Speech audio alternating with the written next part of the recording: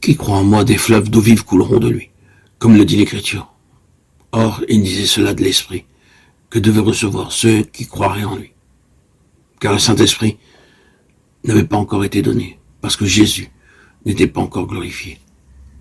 Jean 7, 38, 39.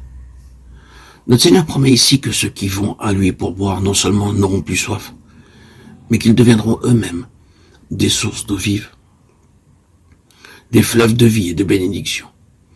En rappelant cette promesse, Jean nous explique qu'elle concernait le moment où l'Esprit serait donné. Il nous dit aussi la raison de ce délai. Le Saint-Esprit n'avait pas encore été donné parce que Jésus n'était pas encore glorifié. La traduction littérale dit « le Saint-Esprit n'était pas encore ». Mais comme cette expression a paru étrange, on a ajouté le mot « donné ».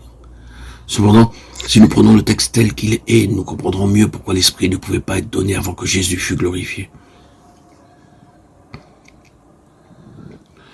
Dieu s'est révélé de deux manières, comme Dieu sous l'ancienne alliance et comme Père sous la nouvelle alliance.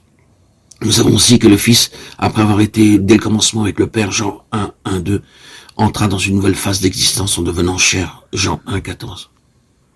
Lorsqu'ensuite il remonta au ciel, il était toujours le Fils unique du Père. Et pourtant, il n'était plus le même qu'auparavant, car alors, comme Fils de l'homme, il était le premier-né d'entre les morts.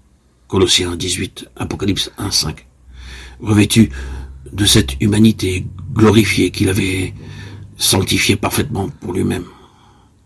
De même, le Saint-Esprit, lors de son effusion le jour de la Pentecôte, était réellement quelque chose de nouveau. Sous l'ancienne alliance, il avait toujours été appelé l'Esprit de Dieu ou l'Esprit de l'Éternel. Il ne portait pas alors le nom de Saint-Esprit, comme un nom lui étant propre. Dans les seuls passages, psaume 51, 13, Ésaïe 3, 10, 11, où d'après quelques versions, le mot saint se trouve joint à celui d'esprit. Le texte hébreu dit l'esprit de sa sainteté. C'est donc comme l'Esprit de Dieu qu'il est mentionné, non comme troisième personne de la Trinité.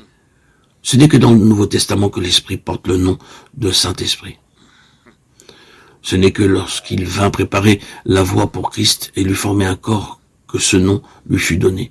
Luc 1, 15, 35.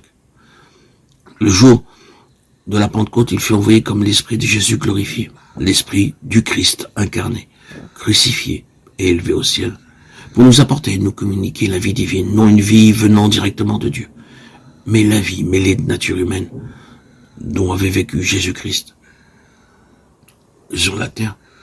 C'est alors qu'il prend le nom de Saint-Esprit, car c'est en habitant en nous que Dieu nous révèle sa sainteté.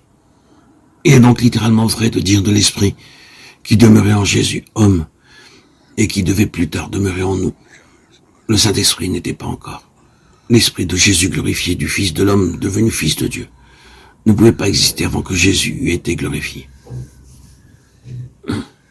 Ceci nous explique en outre pourquoi c'est l'Esprit de Jésus et non directement l'Esprit de Dieu qui pouvait nous être envoyé pour demeurer en nous.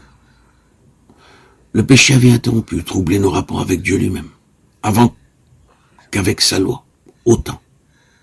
Et avec la faveur divine, nous avons perdu la vie divine. Christ est venu non seulement affranchir l'homme de la loi et de la malédiction de la loi, mais ramener la nature humaine à Dieu, rétablir sa communauté avec lui et nous faire participer de la nature divine. 2 Pierre 1, 4.